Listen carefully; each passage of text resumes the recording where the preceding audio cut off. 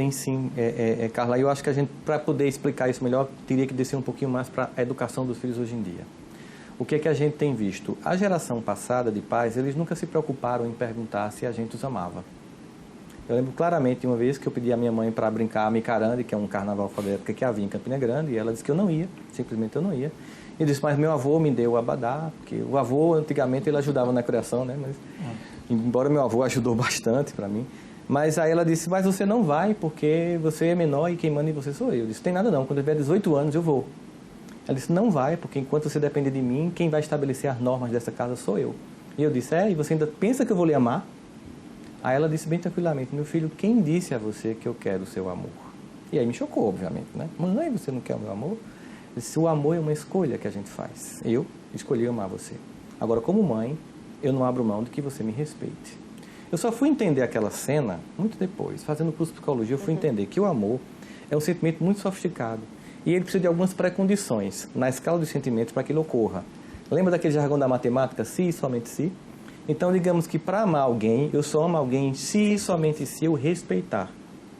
Os pais do passado não se preocupavam em serem amados, mas não abriam mão de serem respeitados. E com isso conseguiam o amor e o respeito. Infantilmente e de forma insegura, os pais de hoje querem ser amados por crianças e adolescentes, que nenhuma sofisticação ainda tem para um sentimento tão nobre. Eles realmente gostam muito, mas o amor vai ser construído na educação desses filhos. Eles tentam ser amados, mas não se fazem respeitar. E ao final não conseguem nem o amor, nem o respeito. Como eles não criam filhos, eu não estou falando de todos, mas muitos, não criam crianças que suportam não, frustração, eu não vou dar, eu não vou comprar. Eles criam pessoas com incapacidade de suportar que a vida nem sempre é favorável. Mas será que alguns até não tentam ser diferentes? Até porque eles têm uma base diferente disso. Mas não conseguem, por conta do mundo atual, desse mundo que a gente vive, dessa relação com esse mundo de consumo que a gente vive. Anchieta, eu sei que existe essa pressão lá fora, mas se a gente não decidir que vou pautar a minha família por um valor que eu acredito, a gente termina sendo dominado por esse coletivo. E aí a gente teria um discurso que é impossível reagir a isso. E não, é possível reagir.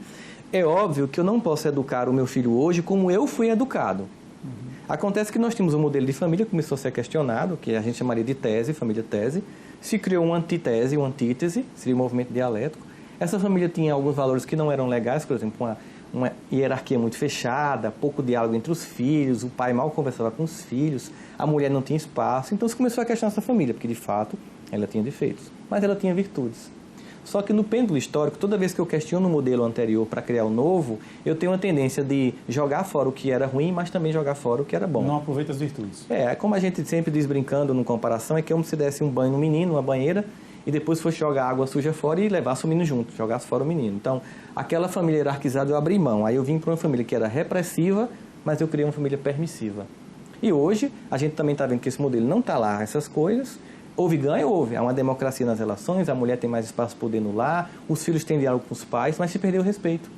Então, a família síntese, que é a família antiga, tese, a família antitese, vamos para a família síntese, nesse movimento dialético, é uma família em que eu mantenho essa democracia familiar que foi conquistada, é muito bem-vinda, a criança poder se expressar, mas eu trago de volta o respeito, a disciplina, a norma, as frustrações, que eu não posso dar tudo que você quer, mesmo que eu possa.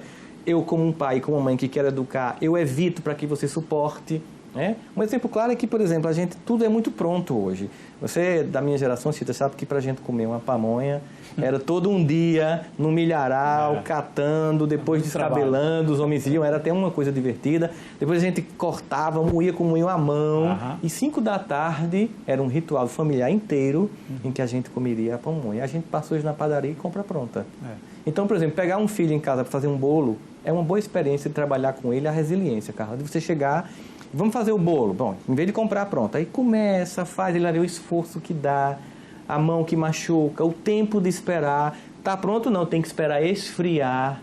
Ele passa mais ou menos umas 4 horas para comer um bolo. Aquilo é uma experiência rica dele esperar o tempo. Nós temos uma geração ansiosa. E essa geração ansiosa e pouco resiliente, ela tenta tamponar essa falta de afeto, porque se eu não respeito meus pais, eu termino não amando meus pais. E eu vou para relações fragilizadas, inclusive namoros fragilizados. E aí você vê uma jovem acaba o namoro e se suicida. Veja que incompetência emocional. Que filha que você criou com tanta incapacidade de suportar a frustração, que é a primeira vez que acaba uma coisa. Em vez de ouvir Pablo, né? E chorar, e depois reviver, né?